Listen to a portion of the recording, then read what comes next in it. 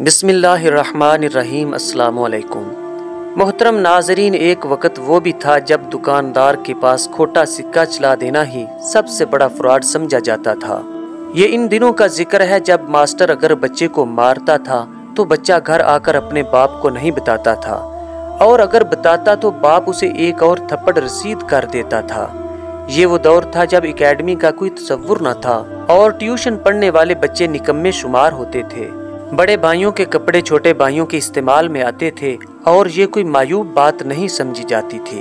لڑائی کے موقع پر کوئی ہتھیار نہیں نکالتا تھا، صرف اتنا کہنا کافی ہوتا کہ میں تمہارے ابا جی سے شکایت کروں گا۔ یہ سنتے ہی اکثر مخالف فریق کا خون خشک ہو جاتا تھا، اور اس وقت کے ابا جی بھی کمال کے تھے۔ صبح سویرے فجر کے وقت کڑکدار آواز میں سب کو نماز کے لیے اٹھا دیا کرتے تھے۔ بے طلب عبادتیں کرنا ہر گھر کا معمول تھا۔ کسی گھر میں مہمان آ جاتا تو ارد گرد کے ہمسائے حسرت بھری نظروں سے اس گھر کو دیکھنے لگتے اور فرمائشیں کی جاتی کہ مہمانوں کو ہمارے گھر بھی لے کر آئیں۔ جس گھر میں مہمان آتا تھا وہاں پیٹی میں رکھے فنائل کی خوشبو ملے بستر نکالے جاتے تھے، خوش آمدید اور شیروں کی کڑھائی والے تکیے رکھے جاتے، مہمانوں کے لیے دھلا ہوا تولیہ لٹکایا جاتا اور غسل خانے میں خوشبودار صابن کی ٹکیاں رکھی جاتی تھی۔ جس دن مہمان نے رخصت ہونا ہوتا تھا سارے گھر والوں کی آنکھوں میں اداسی کے آنسو ہوتے تھے۔ مہمان جاتے ہوئے کسی چھوٹے بچے کو 10 روپے کا نوٹ پکڑانے کی کوشش کرتا تو پورا گھر اس پر احتجاج کرتے ہوئے نوٹ واپس کرنے میں لگ جاتا تھا، تاہم مہمان ہر صورت میں یہ نوٹ دے کر ہی جاتا۔ شادی بیاہوں میں سارا محلہ شریک ہوتا تھا۔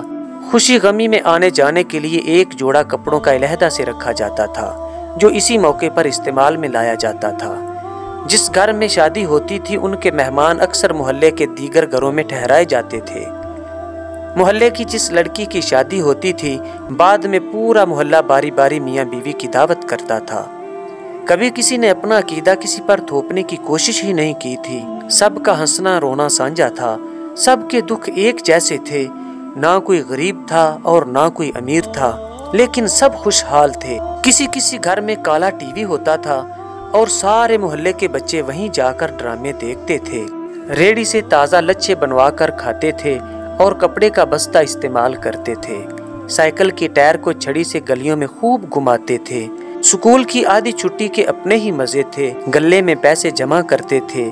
میلے میں 3 دن سائیکل چلتے دیکھتے اور تبصرے کرتے اور خوب لطف اٹھاتے تھے۔ کبھی کبھی رات کو آسمان کے تارے بھی گنتے تھے اور گیدڑوں کی آوازوں کی نقل اتارنے کا بھی لطف اٹھاتے تھے۔ اور ہاں، صبح سویرے محلے کے بزرگ درود شریف پڑھتے ہوئے سب کی خیر مانگتے ہوئے مسجد جاتے تھے۔ زندگی میں عجیب طرح کا سکون تھا، لوگ ہنسنے اور رونے کی لذت سے آشنا تھے، سب کے دکھ سکھ سانجھے تھے، لڑائی کبھی جنگ کا روپ نہ دھارتی تھی، رشتے اور تعلقات جھوٹی انا کے مقابلے میں بہت طاقتور تھے۔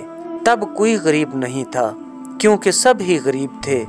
اس دور میں کسی کے پاس موبائل نہ تھا اور نہ ہی کوئی اپنی لوکیشن شیئر کر سکتا تھا، لیکن سب رابطے میں رہتے تھے۔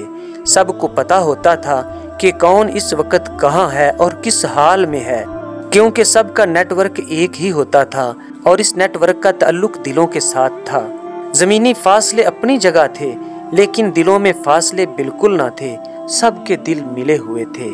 محترم ناظرین، دعا کریں اللہ تعالیٰ ایک بار پھر زندگی کے وہ سکون سب کو عطا فرمائے اور زندگی کی سچی خوشیاں عطا فرمائے۔